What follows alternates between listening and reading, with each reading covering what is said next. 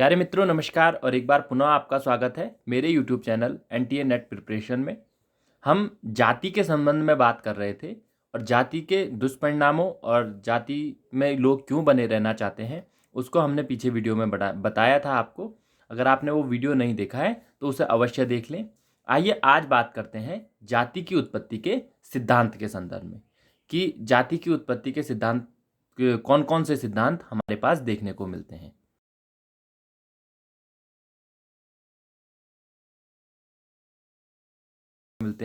अलग अलग, उन पर आज हम बात करेंगे। तो ना केवल भारतीय विद्वानों ने बल्कि पाश्चात्य यानी कि पश्चिमी विद्वानों ने भी जाति की उत्पत्ति के संदर्भ में अपने अपने क्या हैं सिद्धांत प्रस्तुत किए हैं और बहुत सारे सिद्धांत प्रस्तुत किए हैं, किंतु उनमें से कुछ प्रमुख सिद्धांत हैं जिनके आधार पर यह माना जाता है कि हाँ, जाति की उत्पत्ति इस प्रकार हुई होगी। तो जो सबसे पहला सिद्धांत हमारे पास आता है वो आता है परंपरागत सिद्धांत यानी कि ट्रेडिशनल व्यू। तो परंपरागत सिद्धांत जो है वो जाति की उत्पत्ति के संबंध में जो परंपरागत सिद्धांत है उसका स्वरूप हमें वेदों में, उपनिषद में, स्मृतियों में, महाभारत, गीता, जितने भी भारतीय धर्मशास्त्र हैं उनमें देखने को मिलता है और वहीं से यह क्या है स्पष्ट होता है। तो जो सबसे प्राचीन व्याख्या मिलती है वह हमके ऋग्वेद के प्रुत सूक्त के जो 10वां श्लोक है उसमें देखने को मिलती है, जिसमें लिखा है ब्राह्मणों स्वमुखमासी बाहु राजनयाम कृताम उरु तदस्य यद्वैश्या पदभयो सूत्रो अजायताम। तो ये खैर संस्कृत का अर्थ है, इसमें नहीं दिया है, संस्कृत में ये लिखा हुआ है। इसका अर्थ होता है कि जो ब्राह्मणों का जन्म है वह जो वैश्विक शक्ति है या कुछ भी उसे कहें उसके मुख से ब्रह्मा के मुख से क्या है ब्राह्मणों का जन्म हुआ है। क्षत्रियों का जन्म उसके ब्रह्मा के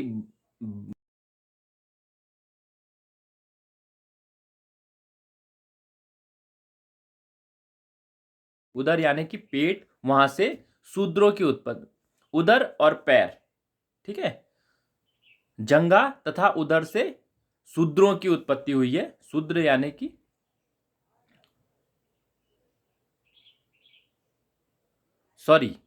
जो वैश्यों की उत्पत्ति है वो जंगा यानी कि पांव का जो ऊपरी हिस्सा होता है वहां जंगा कहते हैं, तो जंगा से हुई है। और उदर यानी कि पेट से, तो इन दोनों ही भागों से क्या है वैश्य की उत्पत्ति हुई है, यानी कि कुछ की जंगा से हुई है और कुछ की उदर पेट से हुई है। तथा जो शूद्र है उनकी उत्पत्ति पैरों से हुई है। तो इस प्रकार इनके कार्यों को भी आप देख सकते हैं कि जो ब्राह्मण है उनका कार्य पठन पाठन यजन याजन ये निश्चित किया जाता है। पठन पाठन का अर्थ होता है पढ़ना और पढ़ाना, यजन याजन का अर्थ होता है यज्ञ करना और यज्ञ कराना, यानी कि जो भी बोलने के कार्य है जिनमें बुद्धि विवेक का प्रयोग होता है तो वहां ब्राह्मणों का माना गया है।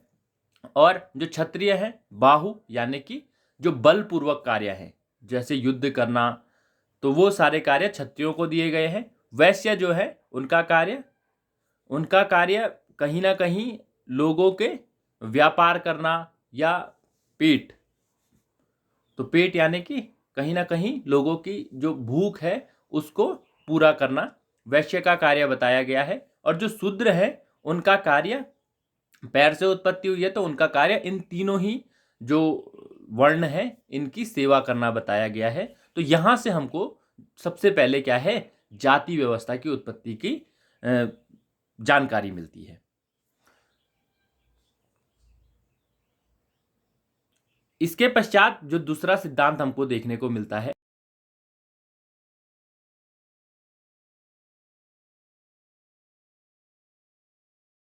धार्मिक सिद्धांत है, वह भी कहीं ना कहीं हमारे जितने भी जो धर्म है और धर्म ग्रंथ हैं वहीं से इसको भी देखने को मिलता है। और इस दृष्टिकोण के संदर्भ में होकार्ट और सेनाटी नामक के जो विद्वान हैं उन्होंने इस सिद्धांत को प्रमुखता दी है। और दोनों के मत इस प्रकार हैं कि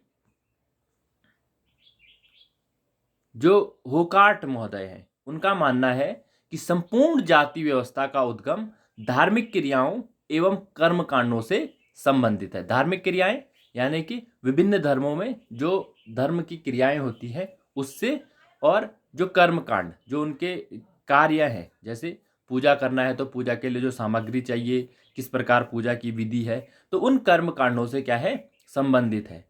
होकार्ट महोदय मानते हैं कि कर्म कांडों से संबंधित विभिन्न क्रियाओं को पवित्रता के आधार पर उच्च व निम्न स्तरों में क्या है, विभाजित किया गया है।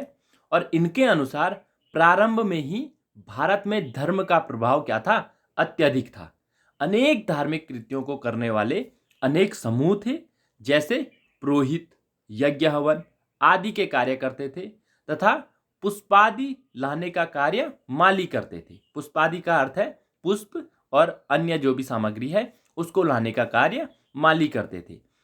और सामान्य सेवा के लिए जैसे अन्य प्रकार के आपने देखे होंगे, जैसे पूजा के दौरान बाजों की जरूरत पड़ती है, ढोल की जरूरत पड़ती है, तो उन कार्यों को करने के लिए अन्य अन्य प्रकार के लोग थे। और उनका मानना है चारों वर्णों का विभाजन धार्मिक क्रियाओं को पूरा करने के लिए ही किया गया था, जैसे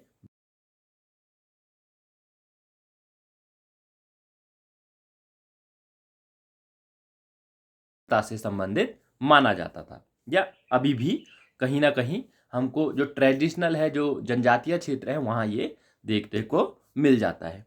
उसके पश्चात जो तीसरा सिद्धांत आता है वह आता है परजातीय सिद्धांत, यानी कि रेशियल थ्योरी। रेशियल यानी कि जो आपकी विभिन्न विभिन्न जातियों में आप बटे हुए थे, या आपके कार्य के आधार पर बटे हुए थे, किसी भी आधार पर बटे हुए, तो उसको, उस सिद्धांत को भी आप देख रहे होंगे। जितने भी सिद्धांत आ रहे हैं कहीं ना कहीं आपस में क्या है, अंतर संबंधित है।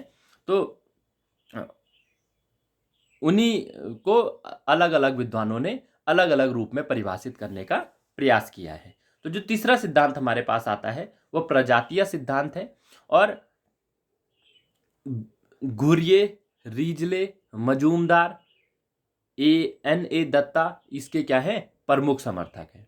और घुर्ये महोदय के अनुसार इंडो आर्यन प्रजाति के लोग जहां भी गए उन्होंने वहां के मूल निवासियों को क्या है, दास, दस्यु आदि शब्दों से क्या है, संबोधित किया। भारत में आर्य लोग ईसा के करीब 2500 वर्ष पूर्व आ गए थे, और यहाँ के मूल निवासियों पर विजय प्राप्त कर उन्हें दास या दस्यु कहा गया, तथा स्वयं की धार्मिक पवित्रता व विजय के गर्व के कारण वहां के मूल निवासियों से अपने आप को क्या रखा, इन्होंने दूर रखा। और जब इन्हीं इंडो आर्यन प्रजाति यही इंडो आर्यन प्रजाति भारत में आई, तब उनमें से 3 वर्ण ऐसे थे जो आपस में क्या है, साधारणता विवाह नहीं करते थे। भारत में आने के पश्चात आर्य लोगों ने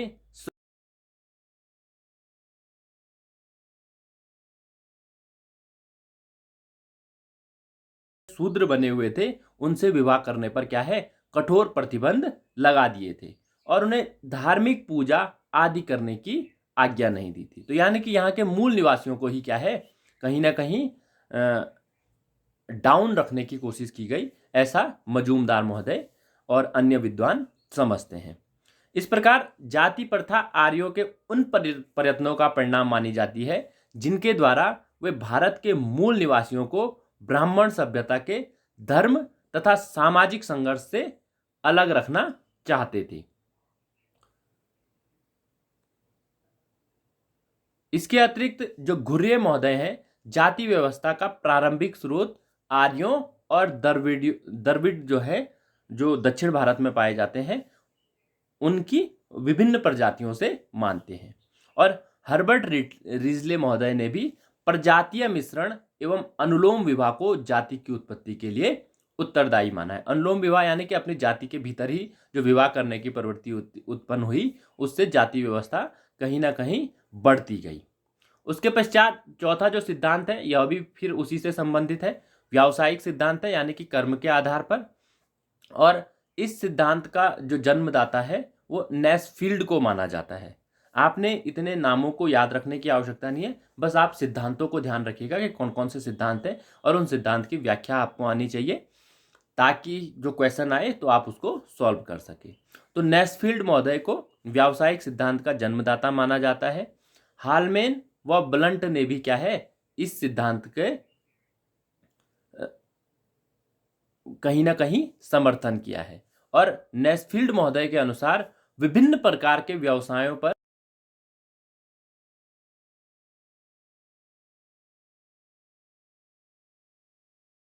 विभिन्न जातियों में प्रजातीय या शारीरिक लक्षणों की दृष्टि से कोई भेद नहीं किया जा सकता। विभिन्न जातियों में प्रजातीय या शारीरिक लक्षणों की दृष्टि से कोई भेद नहीं किया जा सकता। जिस समूह ने विशेषा ज्ञान के आधार पर धर्म से संबंधित कार्य किया वे ब्राह्मण कहलाए। जो प्रशासन संबंधी कार्य संभालने में लगे रहे वह समूह क्षत्रिय कहलाए। और इसी प्रकार वैश्य और शूद्र भी क्या है, व्यवसाय के आधार पर बने, यानी कि जिन्होंने जिस प्रकार के कार्य को किया वो उस प्रकार की व्यवस्था या उस प्रकार की जाति में सम्मिलित हो गए। इसके अतिरिक्त जो डालमेन व ब्लंट महोदय है उनके अनुसार भारतीय समुदाय में व्यावसायिक विभाजन के उत्पन्न होने से जाति व्यवस्था की क्या हुई, उत्पत्ति हुई। फिर वही बात कि एक ही व्यवसाय में लगे हुए परिवार समान हितों के कारण संगठित हो गए और व्यावसायिक संघ बन गए, और व्यावसायिक ज्ञान पिता से पुत्र को क्या है, हस्तांतरित होने लगा। इस प्रकार व्यावसायिक संघों ने क्या है, जाति व्यवस्था को जन्म दिया, यानी कि व्यवसाय के आधार पर कह सकते हैं या कार्यों के आधार पर क्या है, जाति व्यवस्था की उत्पत्ति हुई। और जो अगला सिद्धांत हमारे पास जाति की उत्पत्ति का आता है वह राजनीतिक सिद्धांत है। और इसके जो प्रतिपादक हैं घुर्ये और अब्बू डुबाए, ये दो इसके समर्थक विद्वान रहे हैं राजनीतिक सिद्धांत के। और इनका मानना है कि जाति प्रथा राजनीति व ब्राह्मणों की क्या है, चतुर्युक्ति का परिणाम है। ब्राह्मणों ने अपने कुल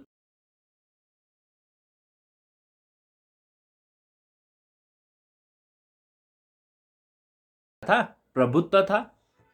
रोमन संस्कृति इंडो आर्यन प्रजाति के लोगों को भारत में आने से पूर्व ही क्या है, प्रभावित कर चुकी थी।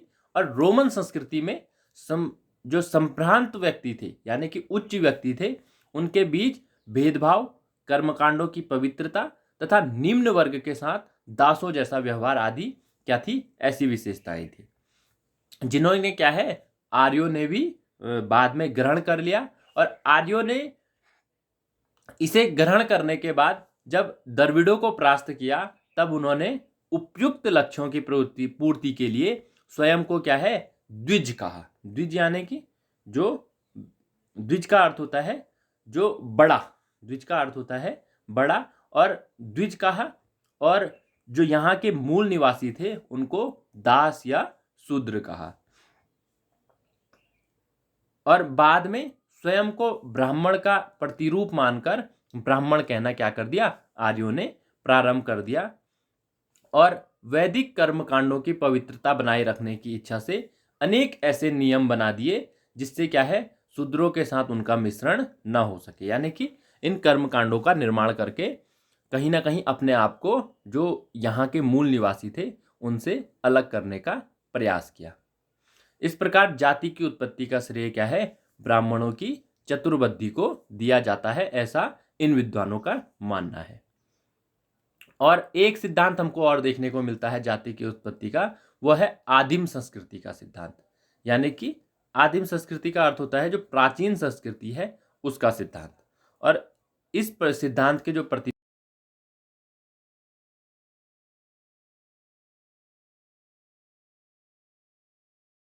सकता है, पहला व्यवसाय का आनुवंशिक रूप, दूसरा विवाह, खान पान तथा सामाजिक सहवास, और तीसरा जो है जातियों में ऊंच नीच की भावना। तो इन तीन आधारों पर, और हट्टन महोदय का मानना है कि भारतीय जाति व्यवस्था की उत्पत्ति जानने के लिए विभिन्न जातियों में पाए जाने वाले विवाह, खान पान आदि निषेधों को समझने के लिए समझने के क्या है समझना या उनका सहारा लिया जाना आवश्यक है। आपने देखा होगा कि जितने भी सिद्धांत अभी तक हमारे पास आ रहे हैं, 6 के 6 सिद्धांत कहीं ना कहीं या तो कर्म के आधार पर या उच्च जातियों द्वारा निम्न जातियों को अपने से पृथक रखने की कोशिश के कारण ही क्या है जाति व्यवस्था की उत्पत्ति हमको देखने को मिल रही है। उसके पश्चात एक सिद्धांत हमारे पास और आता है जिसको बहुकारक सिद्धांत कहा जाता है। बहुकारक का अर्थ है यानी कि बहुत सारे कारण। तो यानी कि जाति की उत्पत्ति के बहुत सारे कारण हैं और इस सिद्धांत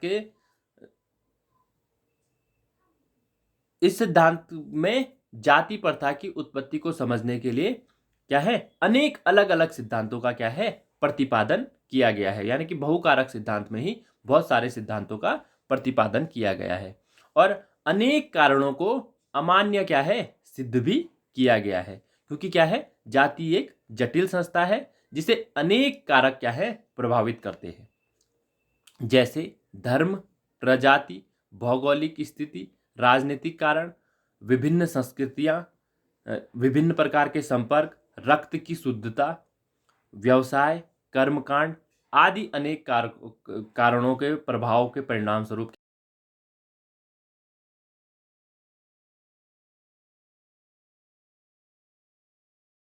का कारण मानता है। और इसमें हट्टन महोदय जो है स्वयं क्या है इस सिद्धांत का कहीं ना कहीं समर्थन करते हैं और मानते हैं कि जाति व्यवस्था की उत्पत्ति किसी एक कारक या कारण से नहीं हुई, बल्कि इसके अनेक कारण थे और अनेक कारण के कारण क्या है जाति व्यवस्था की उत्पत्ति हुई। तो निष्कर्ष रूप में हम देख सकते हैं कि जाति ने समाज के लिए महत्वपूर्ण भूमिका निभाई है पिछले प्राचीन समय में, और जाति व्यवस्था में आज वर्तमान समय में क्या है अनेक परिवर्तन भी हो रहे हैं और इन परिवर्तनों के कारण ये जो परिवर्तन हो रहे हैं किस कारण हो रहे हैं और पीछे जो जाति व्यवस्था, क्योंकि माना जाता है कि जाति व्यवस्था जो वैदिक काल था उसमें परिवर्तनीय थी, यानी कि आप आज जिस कार्य को कर रहे हैं उस जाति व्यवस्था के जाति के आप व्यक्ति माने जाते थे और जब आपने अपने कार्य में परिवर्तन किया तो आप दूसरी जाति के बन जाते थे, यानी कि ठोस नहीं थी। जैसे आज जन्म से ही क्या है जाति डिसाइड हो जाती है और आज ही नहीं उत्तर वैदिक काल से ही क्या है जाति व्यवस्था जन्म प्रधान हो चुकी थी, यानी कि जन्म प्रधान या कार्य प्रधान हो चुकी थी कि जिस पिता की जो जाति रहेगी बालक की भी वही जाति कहलाएगी। तो आपने देखा कि जाति व्यवस्था का जो इतिहास है कहीं ना कहीं कार्यों के आधार पर ही, चाहे कितने भी प्रकार के सिद्धांत निकले हों, पर मुख्य जो कारण है कार्यों के आधार पर ही, कार्यों को मतलब जो निम्न कार्य थे या जिन कार्यों को करना कहीं ना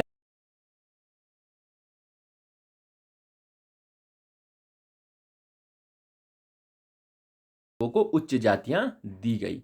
तो एक कर्म प्रधान सिद्धांत कहीं ना कहीं सार्थक प्रतीत होता है और दूसरा जो